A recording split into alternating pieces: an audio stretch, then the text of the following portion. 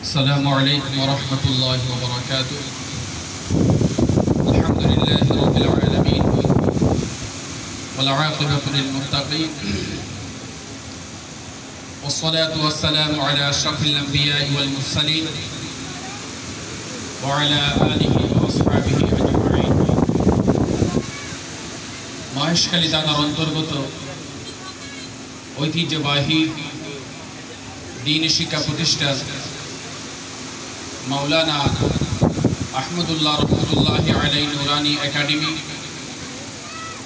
এবং তার ষষ্ঠ মৃত্যুবার্ষিকী উপলক্ষে আজকের এই পুরস্কার বিতরণ অনুষ্ঠানে উপস্থিত আছেন আমার শ্রদ্ধাভাজন শিক্ষক জনাব মাওলানা সিরাজুল হক সাহেব। ওনারা উপস্থিত আছেন আমার সম্মানিত চাচা ও শিক্ষক জনাব মাওলানা ফয়জুল হক সাহেব এবং আরও একজন সমাজ সংস্কারক আমার বন্ধুবর বড় ভাই আমার চাচা এবং আমার সামনে উপবিষ্ট অত্র মাদ্রাসার ছাত্রছাত্রী অভিভাবক বৃন্দ, আমি আবারও আপনাদের সামনে সালাম প্রেরণ করছি। আসসালামু আলাইকুম ওয়া রাহমাতুল্লাহি ওয়া বারাকাতুহু। আসলে এই প্রতিষ্ঠান 2021 সাল থেকে হাঁটি হাঁটি পা পা করে আজকের এই দিন পর্যন্ত এসে উপনীত হয়েছে। আজকের এই সোনালী বাগানগুলো দেখতে অনেক শ্রম দিতে হয়েছে, আর্থিক শ্রম দিতে হয়েছে, মানসিক শ্রম দিতে হয়েছে এবং শারীরিক শ্রম দিতে হয়েছে। শুধু আমরা নয়, এই প্রতিষ্ঠান গড়ার পিছনে আমাদের অনেক শুভাকাঙ্ক্ষীও আমাদেরকে সব দিক দিয়ে বলতে গেলে বিশেষ করে মানসিকভাবে অনেক সহযোগিতা করেছেন। বিশেষ করে সেক্ষেত্রে দু একজন অভিভাবকের কথা না বললে নয়। আমার বড় ভাই আলমগীর ভাই তো আছে, তার পাশাপাশি লাল মোহাম্মদ শিকদার পাড়ার একজন অভিভাবক এই প্রতিষ্ঠান গড়ার পিছনে তারা, আমি মনে করি, সর্বোচ্চ ভূমিকা কথা দিয়ে, শারীরিকভাবে মানসিকভাবে সাপোর্ট দিয়ে তারা আমাদেরকে যথেষ্ট পরিমাণ সহযোগিতা করেছেন। আজকের এই দিনে আমি তাদেরকে খুবই মিস করছি। এজন্য আলহামদুলিল্লাহ তারাও এরকম একটি প্রতিষ্ঠান উৎসাহ উদ্দীপনা নিয়ে প্রতিষ্ঠা করেছেন। আমরা সকলেই বলি আলহামদুলিল্লাহ। তাই এই প্রতিষ্ঠানের আমাদের একটি লক্ষ্য এবং উদ্দেশ্য আছে। আপনাদের যেমন, আপনাদের স্টুডেন্টদের, আপনাদের ছেলেদের যেমন একটি উদ্দেশ্য আছে, ঠিক তদ্রূপ আপনাদের সন্তানদের নিয়ে আমাদের একটি বিশাল একটি উদ্দেশ্য আছে।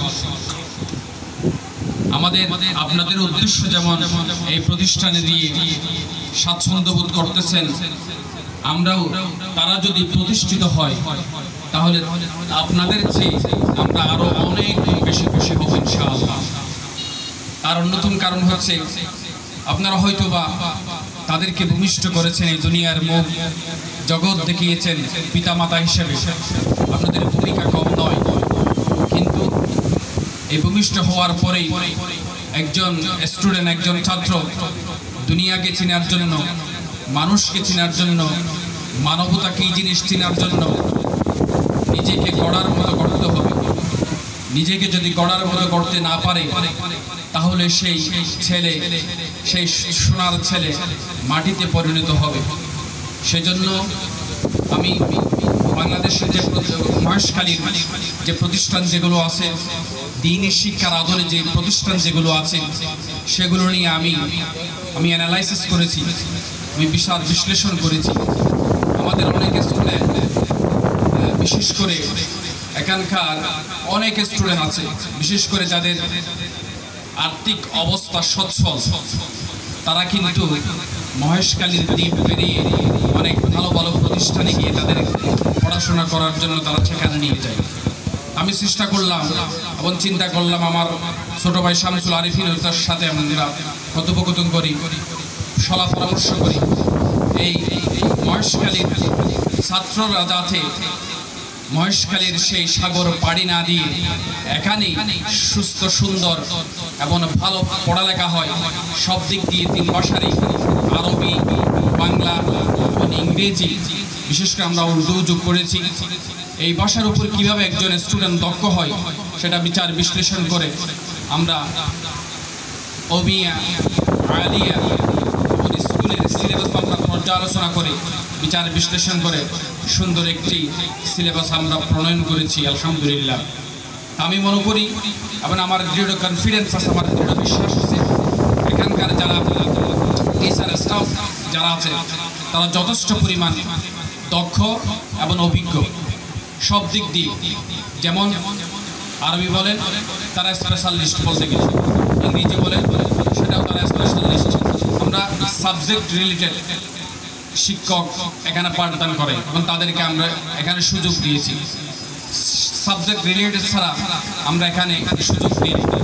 আমরা নিজের জায়গা থেকে সর্বোচ্চ চেষ্টা করি যাতে পড়ালেখার মান আরও সমৃদ্ধ হয়, আমাদের এই সন্তান তুল্যদের যাতে সন্তানদের যাতে শান আরও শানিত হয়, তাদের বেসিক যাতে আরও সুন্দর স্ট্রং হয় সেদিকে আমরা সর্বোচ্চ খেয়াল রাখি। এবং আমরা একটি উদাহরণ দিলেই বুঝবেন, এখানকার অনেক স্টুডেন্ট বিশেষ করে যারা হিফজ খানা থেকে বের হয়, আমরা